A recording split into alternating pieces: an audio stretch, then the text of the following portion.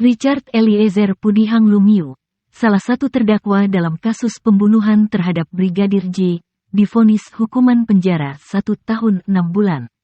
Amar keputusan ini dibacakan oleh Majelis Hakim dalam sidang terbuka untuk umum di Pengadilan Negeri Jakarta Selatan pada hari Rabu tanggal 15 Februari tahun 2023. Keputusan ini mendapatkan apresiasi dari banyak pihak. Hal ini mengingat bahwa kasus pembunuhan yang diotaki oleh Ferdy Sambo tersebut semula sangat gelap dan sulit diungkap karena direkayasa oleh Ferdy Sambo, sehingga banyak barang bukti yang dihilangkan. Berkat jasa Richard Eliezer sebagai justice kolaborator, yang memberikan kesaksian yang jujur dan konsisten, maka kasus ini bisa diungkap dengan gamblang. Berkat jasanya, Hakim memberikan hukuman yang sangat ringan dibandingkan dengan 4 terdakwa yang lainnya. Berikut ini adalah video saat Majelis Hakim membacakan pertimbangan dan amar keputusannya. Selamat menonton. Yang nomor dua, bahwa alasan terdakwa menyatakan adanya fakta penembakan yang dilakukan terdakwa kepada korban Yosua dikarenakan terdakwa mengalami keterpaksaan batin yang tidak dapat dilawan. Karena kalau tidak melakukan perintah saksi Ferdy Sambo takut akan ditembak, tentulah berlebihan. Mengingat penembakan yang dikehendaki saksi Ferdy Sambo semata-mata ditujukan kepada korban Yosua dengan alasan menurut saksi Ferdy Sambo, korban Yosua telah melakukan kekerasan seksual kepada saksi Putri Candrawati. Apalagi telah ternyata ketika saksi Ricky Rizal menyatakan tidak berani menembak karena tidak kuat mentalnya, saksi Ferdy Sambo pun tidak melakukan tindakan apapun kepada saksi Ricky Rizal. 3. Bahwa tidaklah tepat apa yang disampaikan terdakwa penasihat maupun tim penasihat hukum terdakwa yang menyatakan dalam kesatuan dalam level kepangkatannya terdakwa sama sekali tidak pernah diajarkan menganalisa atau mempertanyakan perintah dalam pelatihan yang diterimanya. Namun hanya diajarkan untuk taat dan patuh menjalankan perintah. Sebaliknya sebagai penegak hukum tentulah terdakwa telah diajarkan menjunjung hukum dan keadilan dalam menjalankan tugas. Oleh karenanya seharusnya ketaatan dan kepatuhan terdakwa ditujukan kepada hukum. Terdakwa ketika menerima perintah melakukan penembakan terhadap Yosua di lantai 3 rumah Saguling, terdakwa berdoa, bahkan di rumah Duren 3 pun berdoa yang menunjukkan adanya dilema perbedaan apa yang selama ini terdakwa peroleh, baik dari pendidikan maupun selama menjalankan tugas dengan perintah yang menyimpang dari seharusnya.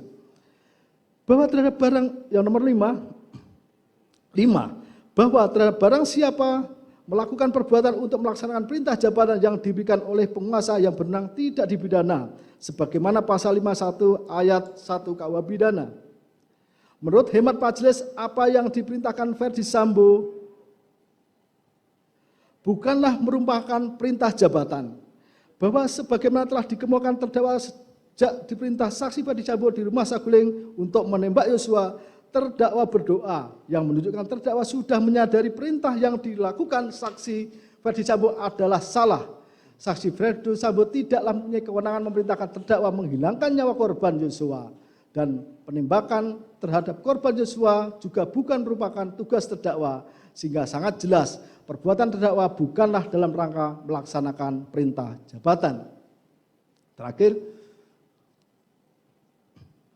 bahwa diadopsinya ajaran kesalahan normatif deskriptif sehingga mengubah tatanan teoretik dan penegakan hukum di Indonesia sejak dikemukakan oleh Mulyatno tentulah bukan tanpa alasan. Karena dengan demikian sikap batin seseorang dapat diketahui dari rangkaian perbuatan yang dilakukan terdakwa. Di sisi lain, adanya kritik ajaran kesalahan psikologis mensyaratkan di sisi lain, adanya kritik ajaran kesalahan psikologis mensyaratkan adanya tekanan psikologis yang dialami terdakwa dari luar, yang parameternya serta seberapa jauh pengaruhnya dipertanyakan. Sebagaimana pendapat Mulyatno yang disitir Andi Hamzah sebagai berikut, yang menjadi persoalan tentunya ialah berapa besar seharusnya tekanan batin dari luar itu untuk dapat dikatakan ada daya paksa yang mengakibatkan kesalahan dapat dimaafkan. Andi Hamzah, Asas Hukum Pidana, edisi revisi 2008, halaman 163, Rineka Cipta. Bahwa namun demikian, seandainya ajaran kesalahan psikologis diadopsi dan menentukan kesalahan terdakwa, sebagaimana dalam KUHP baru yang akan berlaku 3 tahun ke depan, yang menghendaki adanya keseimbangan antara kesalahan normatif deskriptif dengan kesalahan psikologis, tidaklah berarti tekanan psikologis yang dialami dapat dijadikan dasar terdapatnya kesalahan terdakwa sehingga terdapat alasan pemaaf. Mengingat benar telah terjadi tekanan psikologis yang dihadapi terdakwa berupa perintah menembak korban Yosua dari saksi Ferdi Sambo yang jauh lebih tinggi pangkatnya dengan terdakwa yang telah disampaikan sejak dari rumah Saguling lantai 3. Namun demikian, tekanan psikologis ini juga harus dilihat dari sisi yang lain yang tidak bisa diabaikan begitu saja, yaitu adanya tekanan psikologis untuk melakukan yang benar berkaitan dengan kehidupan kerohanian terdakwa. Korban Yosua merupakan teman dekat bahkan saat tertentu tidur di tempat yang sama. Korban Yosua merupakan sesama ajudan saksi Ferdi Sambo yang selama ini sama sekali tidak mempunyai masalah dengan terdakwa. Di samping itu, kesadaran terdakwa mengetahui perintah yang diberikan adalah salah dan tidak sesuai baik secara moral maupun hukum. Sehingga jika diberhadapkan situasi yang demikian, seharusnya terdakwa menentukan pilihan dan berpegang teguh pada kebenaran. Menimbang bahwa berdasarkan pertimbangan di atas, maka nota pembelaan terdakwa maupun tim penasihat hukumnya haruslah dikesampingkan. Selanjutnya terhadap nota pembelaan terdakwa serta nota pembelaan tim penasihat hukum terdakwa selebihnya dianggap telah dipertimbangkan sebagaimana dalam pertimbangan unsur di atas, oleh karenanya haruslah pula ditolak. Menimbang bahwa berdasarkan seluruh pertimbangan di atas, oleh karena telah ternyata terdakwa melakukan tindak pidana serta tidak ditemukan adanya alasan pembenar maupun pemaaf, maka terdakwa harus bertanggung jawab atas perbuatan yang telah dilakukannya. Menimbang bahwa selanjutnya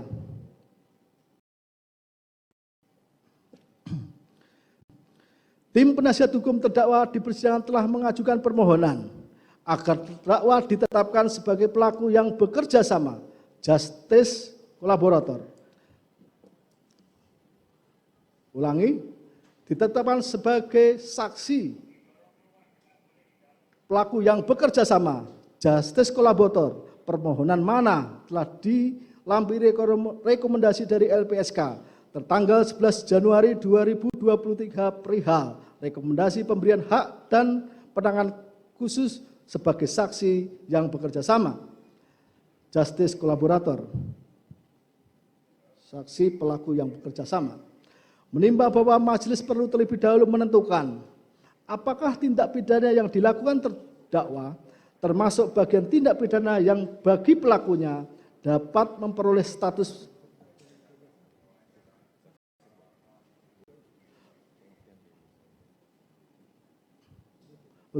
menimbang majelis perlu terlebih dahulu menentukan apakah tindak pidana yang dilakukan terdakwa termasuk bagian tindak pidana yang bagi pelakunya dapat memperoleh status pelaku yang bekerja sama. Memperoleh status saksi pelaku yang bekerja sama. Menimbang bahwa dalam SEMA nomor 4 tahun 2011, Mahkamah Agung telah memberi pedoman tindak pidana yang pelakunya dapat memperoleh status pelaku yang bekerja sama dengan syarat-syarat yang ditetapkan. Menimbang bahwa angka 9 huruf A dari SEMA nomor 4 tahun 2011 tersebut telah memberikan pedoman untuk menentukan seseorang sebagai saksi pelaku yang bekerja sama atau justice collaborator adalah sebagai berikut. Yang bersangkutan merupakan salah satu pelaku tindak pidana tertentu sebagai dimaksud dalam SEMA ini, mengakui kejahatan yang dilakukannya bukan pelaku utama dalam kejahatan tersebut, serta memberikan keterangan sebagai saksi di dalam proses peradilan. Menimbang bahwa yang dimaksud dengan tindak pidana tertentu dalam SEMA nomor 4 tahun 2011 adalah tindak pidana tertentu yang bersifat serius seperti tindak pidana korupsi, terorisme, tindak pidana narkotika, tindak pidana pencucian uang, perdagangan orang maupun tindak pidana lainnya yang bersifat terorganisir telah menimbulkan masalah dan ancaman yang serius terhadap stabilitas dan keamanan masyarakat sehingga meruntuhkan lembaga serta nilai-nilai demokrasi, etika dan keadilan, serta membahayakan pembangunan berkelanjutan dan supremasi hukum. Menimbang bahwa lahirnya SEMA nomor 4 tahun 2011 didasarkan pada ketentuan dalam Undang-Undang nomor 13 tahun 2006 tentang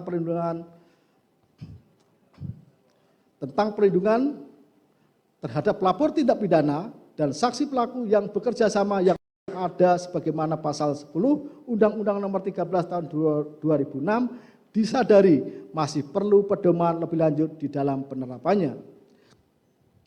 Bahwa setelah meneliti dengan seksama SEMA nomor 4 tahun 2011 tersebut, perlindungan yang diri dan saksi pelaku yang bekerja sama justice kolaborator adalah pada tindak pidana tertentu, sedangkan pelapor tindak pidana whistleblower dan saksi pelaku yang bekerja sama justice kolaborator yang dijelaskan pada kasus tertentu di luar tindak pidana belum merupakan bagian dalam SEMA nomor 4 tahun 2011 tersebut.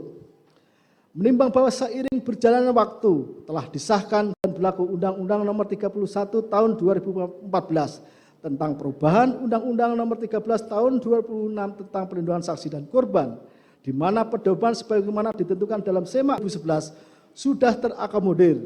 Lebih lanjut, majelis melihat perkembangan keadilan dalam masyarakat menghendaki pelapor tindak pidana, whistleblower, dan saksi pelaku yang bekerja sama justice kolaborator tidak semata-mata didasarkan pada tindak pidana tertentu sebagaimana dalam SEMA 4 tahun 2011, akan tetapi juga mengacu pada tindak pidana dalam kasus-kasus tertentu sebagaimana ditentukan Undang-Undang 31 tahun 2015 tentang perubahan Undang-Undang nomor 13 tahun 2006.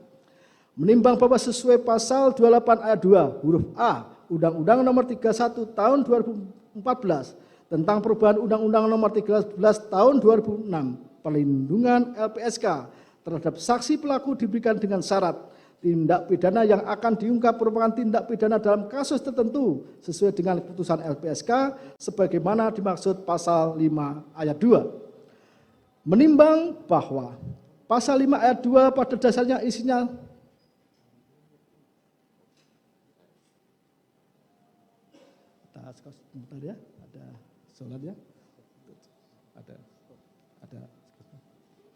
Kita skor sebentar ya, mendengarkan suara adzan.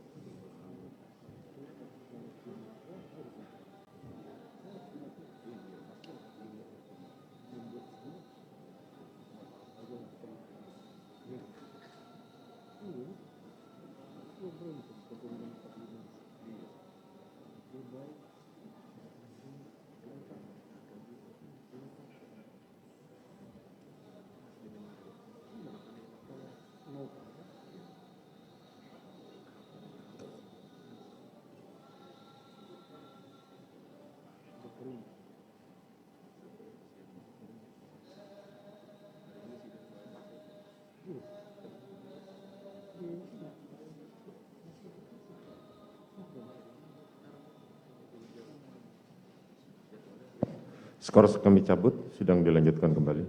Ya, ulangi. Menimbang bahwa sesuai pasal 28 ayat 2 huruf A Undang-Undang nomor 31 Undang-Undang nomor 13 tahun 2006, perlindungan LPSK terhadap saksi pelaku diberikan dengan syarat tindak pidana yang akan diungkap merupakan tindak pidana dalam kasus tertentu sesuai dengan keputusan LPSK sebagaimana dimaksud dalam pasal 5 ayat 2. Menimbang bahwa pasal 5 ayat 2 pada dasarnya isinya sama dengan pasal 28 ayat 2 huruf A, di mana dalam penjelasan pasal 5 ayat 2 menjelaskan apa yang dimaksud tindak pidana dalam kasus tertentu, antara lain tindak pidana korupsi, tindak pidana narkotika, garing psikotropika, tindak pidana terorisme, dan tindak pidana lain yang mengakibatkan posisi saksi dan korban dihadapkan pada situasi yang sangat membahayakan jiwanya. Menimbang bahwa oleh karena itu adanya pasal 28 ayat 2 huruf A junto pasal 5 ayat 2 Undang-Undang LPSK pembentuk Undang-Undang Nomor 31 Tahun 2014 menegaskan adanya pelindungan yang diberikan kepada saksi atau korban tindak pidana dalam kasus tertentu sesuai dengan keputusan LPSK, sedangkan yang termasuk tindak pidana dalam kasus tertentu antara lain tindak pidana lain yang mengakibatkan posisi saksi dan korban dihadapkan pada situasi yang sangat membahayakan jiwanya. Menimbang bahwa mengingat pembentuk undang-undang telah menghendaki lembaga perlindungan saksi dan korban diberikan kewenangan memutuskan adanya kasus-kasus tertentu, yaitu antara lain tindak pidana lain yang mengakibatkan posisi saksi dan korban dihadapkan pada situasi yang sangat membahayakan jiwanya, maka sesuai rekomendasi LPSK tertanggal 11 Januari 2023 kepada terdakwa Richard Eliezer, tindak pidana yang dihadapi terdakwa dapat dikategorikan termasuk dalam pengertian tindak pidana dalam kasus tertentu sebagaimana dimaksudkan dalam Undang-Undang Nomor 32 Tahun 2014 tentang perubahan Undang-Undang Nomor 13 Tahun sebagaimana dimaksud dalam Undang-Undang Nomor 31 Tahun 2014 tentang perubahan Undang-Undang Nomor 13 Tahun 2006 tentang perlindungan saksi dan korban. PAF Lamintang menerjemahkan Dader sebagai pelaku. Pelaku pasal 55 ayat 1 KUH Pidana menentukan siapa yang disebut sebagai Dader. Pelaku-pelaku yaitu antara lain pelaku plegen, menyuruh lakukan dunplegen, turut serta melakukan medeplegen, dan yang membujuk, menggerakkan wetlogen. Menimbang bahwa mengingat dalam Undang-Undang Nomor 31 Tahun 2014 tentang perubahan Undang-Undang Nomor 13 Tahun 2006 menentukan syarat justice collaborator adalah bukan pelaku utama, sedangkan dalam KUHP sendiri istilah pelaku utama dalam ajaran penyertaan deal naming tidak dikenal dan hanya menyebutkan siapa yang termasuk sebagai pelaku atau dader. Oleh karenanya, siapa yang dimaksudkan sebagai pelaku utama diserahkan kepada praktek peradilan. Menimbang bahwa telah ternyata terdakwa merupakan orang yang turut serta melakukan medeplegen, sedangkan dalam turut serta melakukan medeplegen tidaklah semua yang turut serta melakukan harus memenuhi rumusan delik. Saksi Freddy Sambo, saksi Kuatmaruf, saksi Ricky Rizal, saksi Putri Candrawati serta dakwa mempunyai peranan masing-masing dengan kehendak tujuan yang sama, yaitu hilangnya nyawa korban Yosua. Bekerja layaknya sistem tanpa adanya peran salah satu saksi tidak dapat berjalan. Dalam hal ini terdakwa mempunyai peranan sebagai orang yang menembak korban Yosua. Sedangkan saksi Freddy Sambo pencetus ide, aktor intelektual, perancang, sekaligus juga yang telah menembak korban Yosua, serta telah melibatkan para saksi lain termasuk terdakwa. Sehingga saksi Freddy Sambo dipandang sebagai pelaku utama. Sedangkan meskipun terdakwa benar sebagai orang yang melakukan penembakan terhadap Yosua, termasuk pelaku tetapi bukan pelaku utama. Menimbang bahwa sebagaimana telah ternyata dalam perkara hilangnya nyawa korban Yosua merupakan perkara sedemikian rupa sehingga dapat diketahui banyaknya barang bukti yang tidak ditemukan, dirusak, dihilangkan, diganti, ditambah, bahkan telah menyeret pihak-pihak yang terlibat mengaburkan, merekayasa, menyesatkan sehingga banyak yang dihadapkan pada sidang kode etik serta telah diberi sanksi dari instansi kepolisian, bahkan beberapa di antaranya dipecat serta dihadapkan di muka persidangan. Menimbang bahwa fakta persidangan telah menunjukkan terdakwa Richard Eliezer Pudiang Lumiu telah membuat terang perkara hilangnya nyawa korban Yosua dengan keterangan yang jujur, konsisten, logis, serta bersesuaian dengan alat bukti tersisa lain yang ada, sehingga sangat membantu perkara aku terungkap. Meskipun untuk itu menempatkan terdakwa dalam posisi dan situasi yang sangat membahayakan jiwanya, mengingat terdakwa praktis berjalan sendirian. Menimbang bahwa selanjutnya majelis telah menerima surat permohonan pengajuan amicus curiae, sahabat pengadilan, terhadap perkara terdakwa Richard Eliezer dari berbagai pihak, antara lain Institute for Criminal Justice Reform, Ikatan Alumni Fakultas Hukum Universitas Trisakti, Farida Law Office, Tim Advokasi Iluni FHAJ, terakhir dari Aliansi Akademi Indonesia, yang pada pokoknya menyatakan kejujuran dan keberanian merupakan kunci keadilan bagi semua. Oleh karenanya, mohon agar kejujuran terdakwa Richard Eliezer mendapat penghargaan sebagaimana mestinya. Menimbang bahwa sesuai dengan pasal 5 ayat 1 Undang-Undang Nomor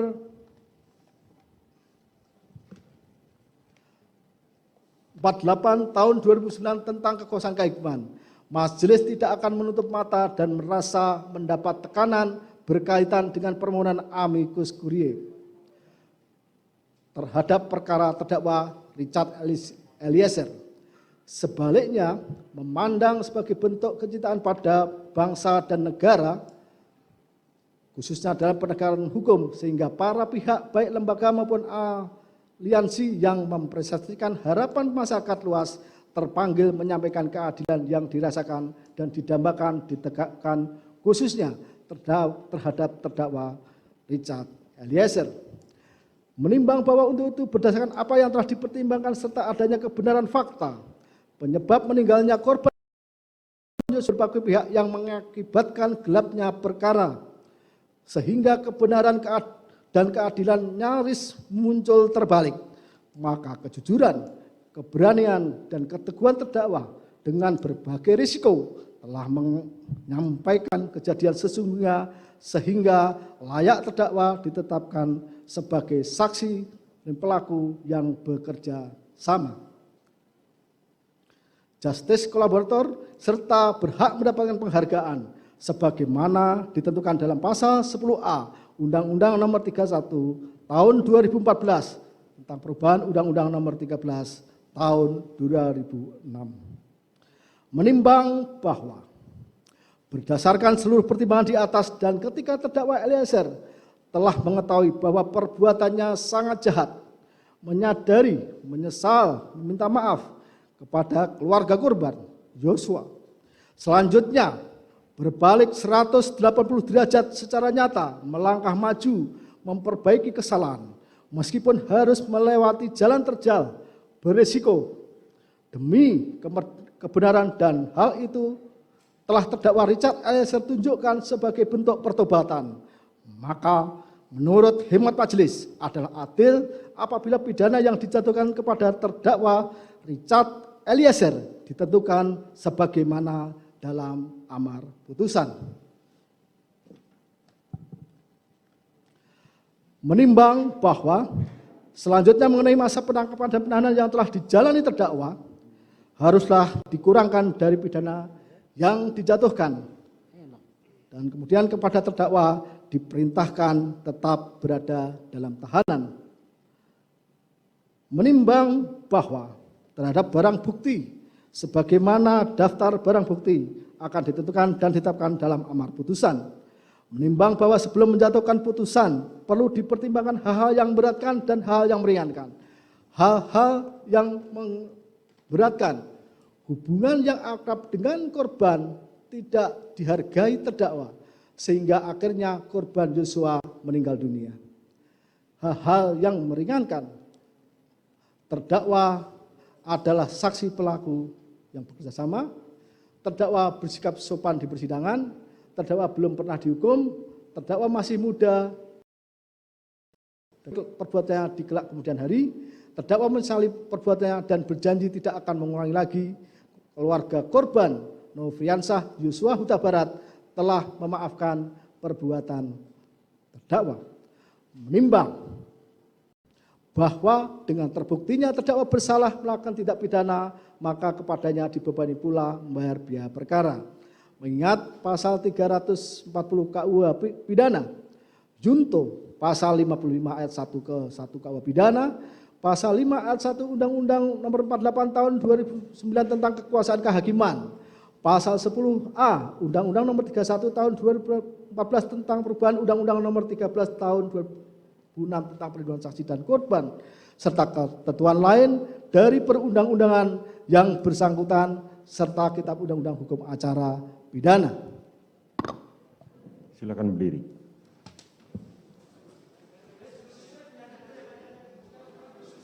Mengadili. 1.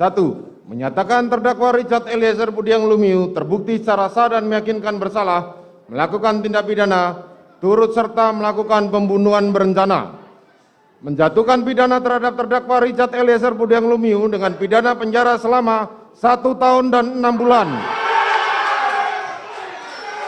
menetapkan penangkapan dan lamanya masa penahanan yang telah dijalani terdakwa dikurangkan sepeluruhnya dari pidana yang dijatuhkan, menetapkan terdakwa tetap berada dalam tahanan, menetapkan terdakwa sebagai saksi pelaku yang bekerja sama atau justice kolaborator, menyatakan barang bukti adalah sebagaimana dalam surat tuntutan jaksa penuntut umum, membebankan terdakwa untuk membayar biaya perkara sebesar Rp5.000. Demikianlah diputuskan dalam rapat permusyawaratan Majelis Hakim Pengadilan Negeri Jakarta Selatan pada hari Jumat tanggal 10 Februari tahun 2022 oleh kami Wahyu Iman Santoso selaku Hakim Ketua, Morgan Simanjuntak Sarjana Hukum dan Alimin Sarjono masing-masing sebagai Hakim Anggota.